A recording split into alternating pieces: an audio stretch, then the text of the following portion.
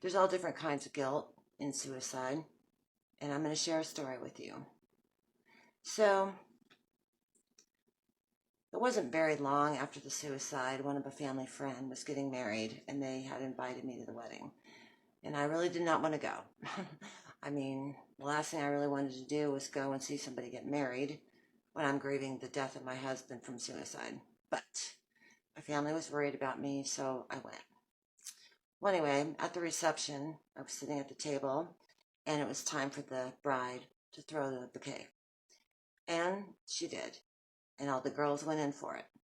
And the girls really wanted that bouquet because, like, three of them dropped and became linebackers. And they definitely threw down. And it was funny as fuck. And I laughed. And it was the very first time that I laughed after the suicide. And when I laughed, I was like, oh my God, I just laughed.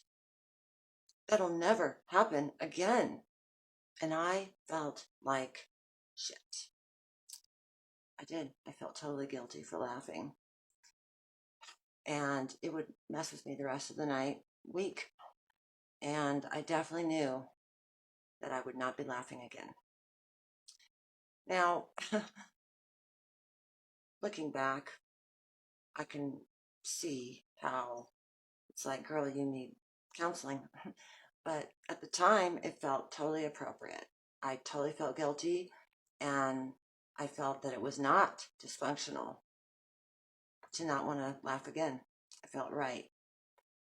And I felt guilty for enjoying anything. I mean, clearly my husband couldn't. He committed suicide. And so for me to find joy, I was like, my God, your husband put a rifle in his mouth and you're laughing at a bouquet? And I did feel really bad about that. And I would go on to be confronted with many situations to where normally I would laugh or find beauty or something, but I just felt guilty experiencing it because my husband couldn't, clearly. Yeah, well, see, this isn't very conducive with life because the thing is this life is an extremely powerful force and it's moving forward. And so everything that's alive is going to naturally be pushed with this force.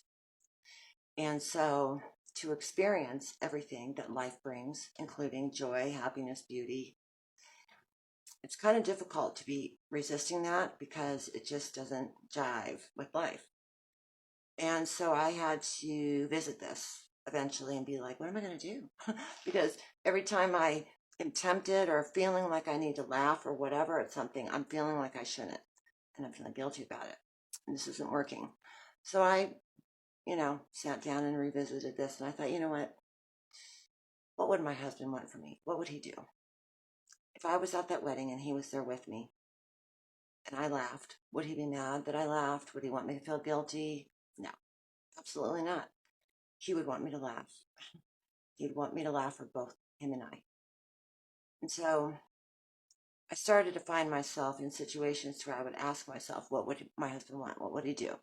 And every single time that I asked myself this, my husband would want me to enjoy that sunset or laugh at whatever.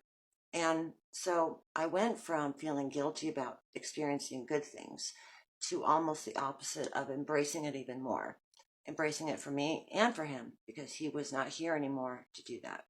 So since he could not find it, the joy, the beauty, the laughter, the humor, you know, I would do it for the both of us.